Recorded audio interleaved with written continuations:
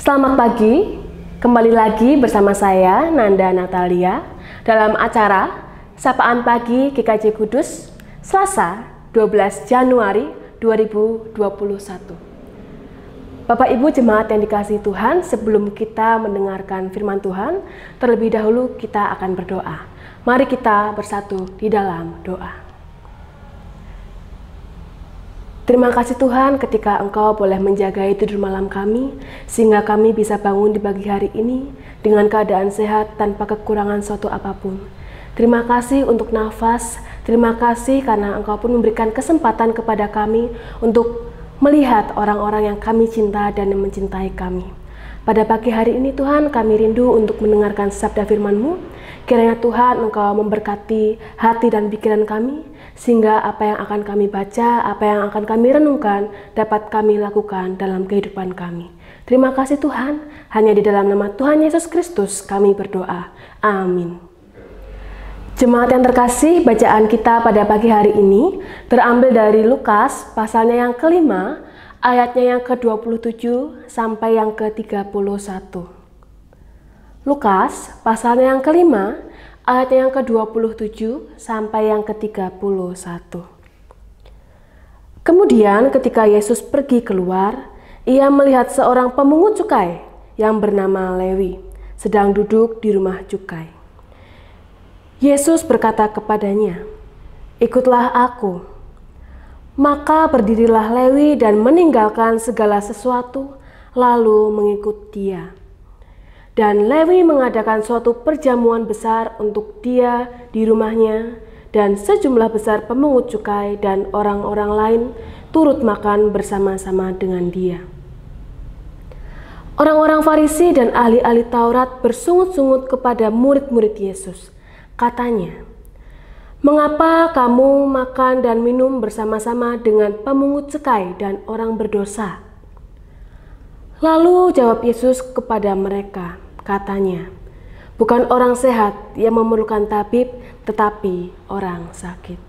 Demikianlah firman Tuhan. Berbahagialah setiap orang yang mau membaca, merenungkan, dan melakukannya dalam kehidupan sehari-hari. Haleluya. Bapak Ibu yang terkasih, kita sebagai manusia dianugerahi Tuhan memiliki 5 jari pada setiap tangan kita. Dan masing-masing dari jari kita ini memiliki makna. Dan kita dapat mempelajari berbagai hal dari kelima jari kita. Jempol, biasanya untuk mengungkapkan sebuah kata oke, baik, atau segala sesuatu yang sikapnya atau sifatnya ini positif. Lalu yang kedua ada telunjuk. Telunjuk biasanya digunakan untuk menunjukkan sesuatu. Yang ketiga ada jari tengah. Dan dalam budaya kita, jari tengah ini biasanya menunjukkan atau memberikan sebuah penilaian yang sangat buruk, dan biasanya jari tengah ini sangat jarang digunakan. Yang keempat ada jari manis. Jari manis melambangkan sebuah ikatan karena diletakkannya cincin di jari manis ini. Dan jari kelingking yang berkaitan dengan sebuah janji. Anak muda biasanya akan menyodorkan kelingkingnya ketika ia ingin mengikat sebuah perjanjian. Nah, Bapak Ibu Saudara yang terkasih, saya ingin bertanya kepada Bapak Ibu. Jari mana yang sering kali Bapak Ibu Saudara gunakan? Tentunya jari telunjuk. Namun seringkali kita menggunakan telunjuk kita ini untuk menilai, untuk menghakimi, untuk menuding orang lain. Kamu ini seperti itu, kamu ini nggak boleh seperti itu. Kok kamu begini? Gini. Tersadar atau tidak, kita seringkali menggunakan telunjuk kita untuk memberikan penilaian pada orang lain. Dan seringkali penilaian ini adalah penilaian yang buruk. Mengapa? Karena manusia seringkali menunjuk keburukan orang lain. menghakimi orang lain, ketimbang menunjukkan kebaikan orang lain. Karena terkadang manusia merasa dirinya adalah orang yang benar, atau paling tidak sedikit lebih baik daripada orang yang ditunjuknya, yang diberi penilaian. Bapak Ibu Saudara yang terkasih, pada pagi hari ini kita akan bersama-sama belajar dari seorang yang bernama Lewi, di mana Lewi ini mengundang Yesus dan para muridnya untuk makan bersama dalam sebuah perjamuan. Akan tetapi ternyata orang-orang Farisi, ahli Taurat, tidak menyukai hal ini. Karena bagi mereka, Lewi ini adalah seorang pengkhianat.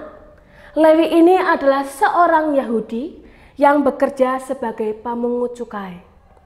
Dan pada saat itu, ternyata pemungut cukai dianggap sebagai sosok yang hina.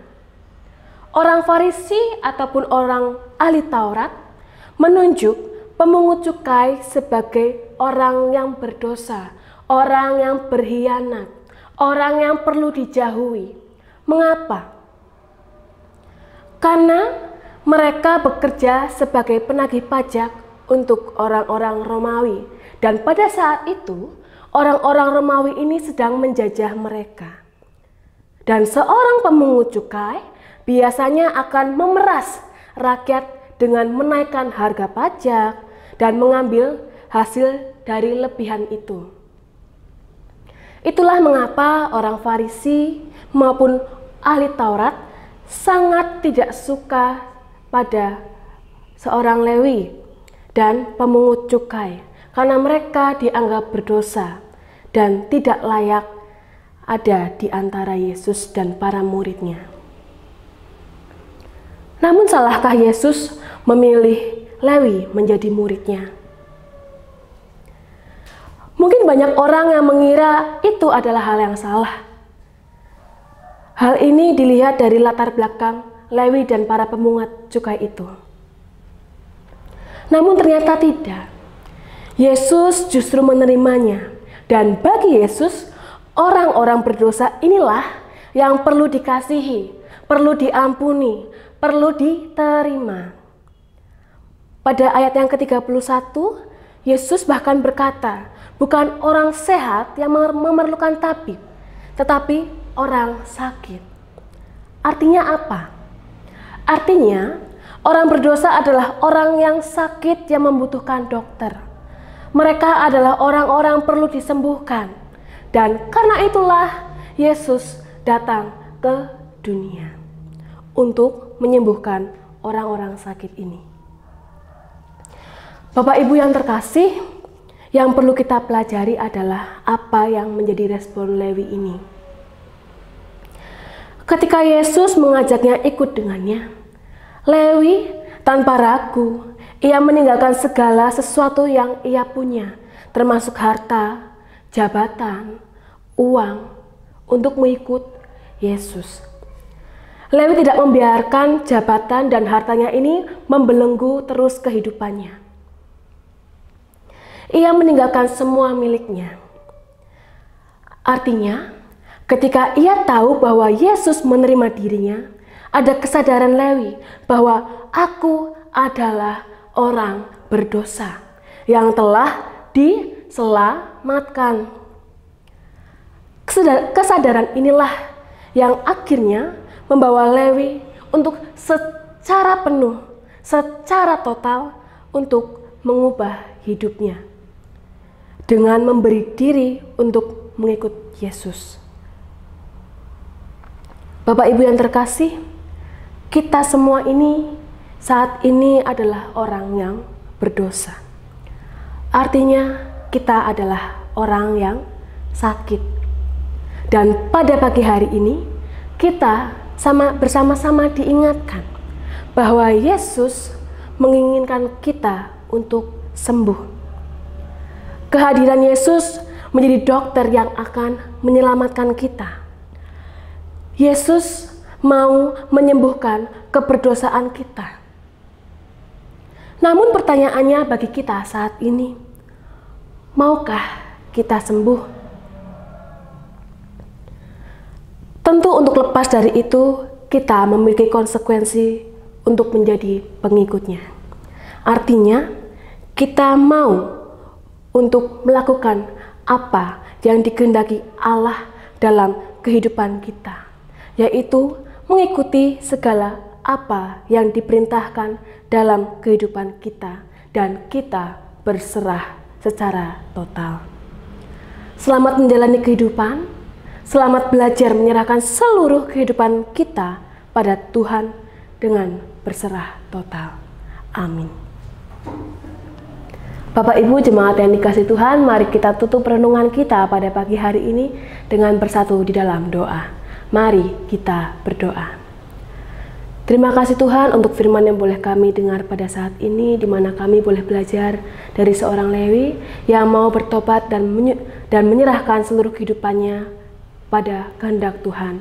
Kami pun teringat Tuhan bahwa kami ini bukan orang yang sempurna, kami pun orang yang berdosa. Maka dari itu Tuhan, tolong hadirlah di tengah-tengah kehidupan kami, ubahlah kehidupan kami sehingga kami dapat seturut dengan kehendak Tuhan.